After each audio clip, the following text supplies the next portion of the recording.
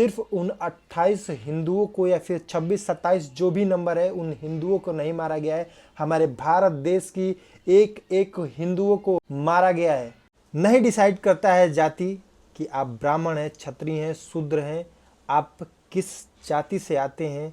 Decide करता है कि आप हिंदू हैं तो आप मारे जाएंगे। आज उन सभी लोगों से मेरा एक सवाल है जो कि अपनी अपनी जातियों को ढोते हैं। उनसे मैं पूछना चाहता हूं कि अगर कोई उन 27 लोगों में से चमार था, अहिर था, राय था, ब्राह्मण था, क्षत्रिय था, भूमिहार था, तो शूद्र था, तो उन्हें क्यों मारा गया या फिर उन्हें क्यों नहीं बख्श दिया गया? इसलिए मार दिया गया कि उनमें से कोई एक भी व्यक्ति मुसलमान नहीं था। नवविवाहित जोड़े, जिस औरत के हाथ की मेहंदी तक नहीं गई थी, उसके सामने ही उसके पति को गोली मार दिया गया क्योंकि वो एक हिंदू था। क्या उसका खून लाल नहीं था? क्या वो नाक से सांस नहीं लेता था, या फिर कान से सुनता नहीं था, या फिर मुंह से खाता नहीं था? ऐसा क्या था जो मुसलमान में था और वो हिंदू में नहीं था? ऐसा क्या था जो हिंदू में था और मुसलमान में कुछ अलग था, इसलिए उसे मार दिया गया हिंदू को? जो भी मारा है वो मुसलमान था और हम हिंदू उनके लिए काफिर थे, इसलिए हमें मार दिया गया। मैं आकाश स्वागत करता हूं आप सभी का मेरे ब्लॉग में। उम्मीद करता हूं आप लोग स्वस्थ होंगे, मस्त होंगे और जहां भी होंगे ज़बरदस्त होंगे। तो आज मैं बात करने वाला हूं कश्मीर का, उस कश्मीर का जो हमारे देश में है। उस पहलगाम का बात करने वाला हूं जहां पे मैं अपने 27 भाइयों को खो चुका हूं। क्यों? क्योंकि वो एक हिंदू थे। अगर आप हिंदू हैं तो आपके लिए ही ये वीडियो है। इस वीडियो को आप अंत तक ज़रूर देखिएगा। वहाँ पे 27 लोगों की हत्या कर दी गई, इसलिए क्योंकि वो एक हिंदू थे। ये एक बहुत ही बड़ा नरसंहार है। ये नरसंहार है उन हिंदुओं का जो वहाँ पे उपस्थित थे। जो जोड़े वहाँ पे गए थे अपने आप को समझने के लिए, एक दूसरे को समझने के लिए, एक दूसरे को प्यार बांटने के लिए, एक दूसरे को समय देने के लिए, आज वो भगवान के पास है। आज उन्हें क्या मिला? उन्हें मिला क्या? उन्हें सिर्फ और सिर्फ मौत मिली। क्यों? क्योंकि वो एक हिंदू थे। मैं बात करने वाला हूँ पहलगाम की, जो कि कश्मीर में है।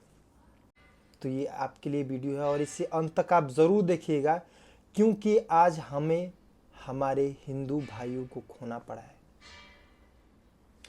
जो औरतें नवविवाहित थीं, मैं बात करने वाला हूं शुभम द्विवेदी जी की, जो कि मात्र कुछ ही दिन पहले शादी करके और कश्मीर गए थे अपने बीवी के साथ घूमने के लिए। अपने नवविवाहित जोड़े जो घूमने गए थे वहाँ पे, उनकी हत्या कर दी गई।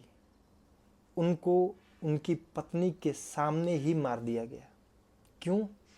क्योंकि वो एक हिंदू थे। Pahalgam attack, 26-year-old navy officer lieutenant Vinay Narwal was killed there. क्यों? क्योंकि सिर्फ वो एक हिंदू थे। हिंदू होने की वजह से उन्हें मार दिया गया। वहाँ पे वो गए थे पहलगाम कश्मीर घूमने के लिए।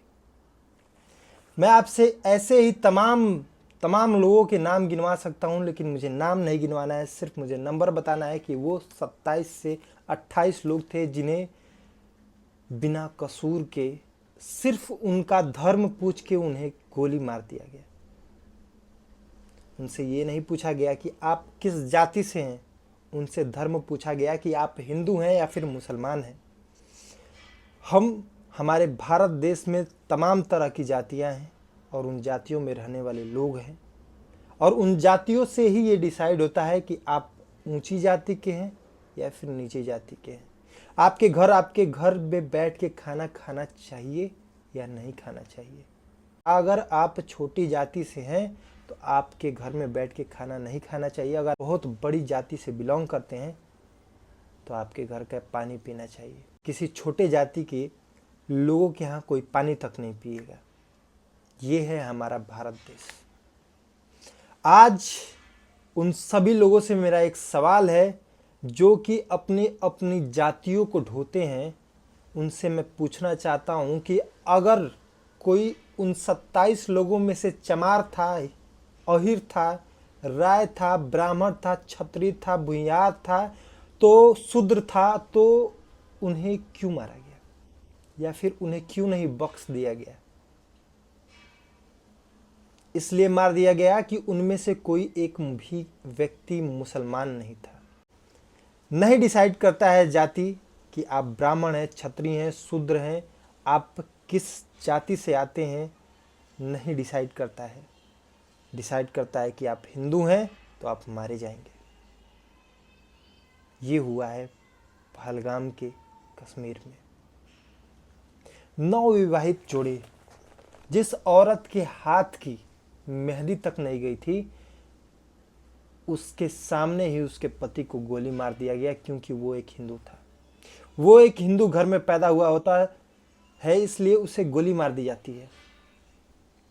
क्या वो अगर हिंदू नहीं होता तो उसे गोली नहीं मारी गई होती? क्या उसे बख्श दिया गया होता? एक बच्चा जो अपने बाप के लाश पे बैठ के रो रहा है,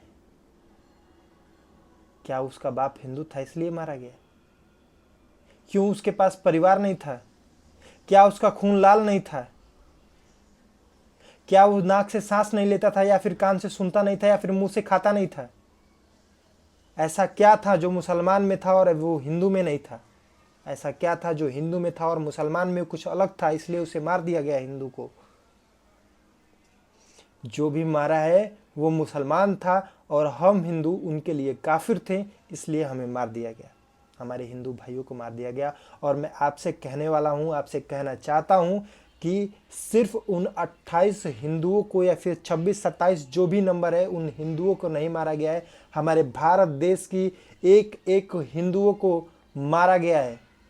हमारे दिल में ये बातें बैठ गई है, क्योंकि हमारे हिंदू होने से हमें मारा गया है, ना कि हमें अलग किसी जाति में होने से मारा गया है। अगर किसी एक जाति, एक धर्म को लेकर मारा गया होता तो एक अलग बात होती सोचने की, लेकिन यहाँ पे हम सबको एक हिंदू समझ के मारा गया है।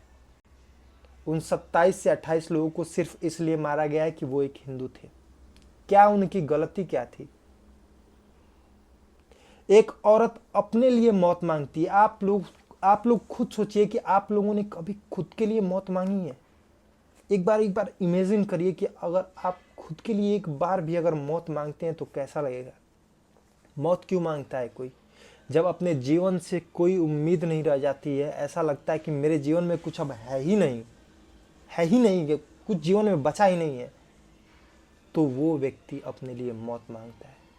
जब उसका कोई प्रिय पति को मार दे, कोई एक बच्चे को मार दे जो उसका प्रिय था उसका पति, प्रिय था उसका बेटा, उसकी बेटी, उसके बच्चे, उसके लोग,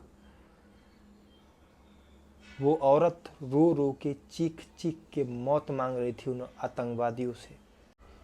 हमारे देश में जो आर्मी है वो वहाँ गई, उनसे भी लोग डर रहे थे कि हमें छोड़ दो, हमें मार दो, हमें छोड़ दो, हमें मार दो। मैं इसलिए बात कर रहा हूँ क्योंकि वो डर था कि कहीं ये भी तो नहीं है। सोचिए, जिन आर्मी वालों को देख के हम लोग सैल्यूट करते हैं कि ये हमारे देश के जवान हैं, हमारे देश के जवान से भी वहाँ के लोग डर रहे थे। क्यों?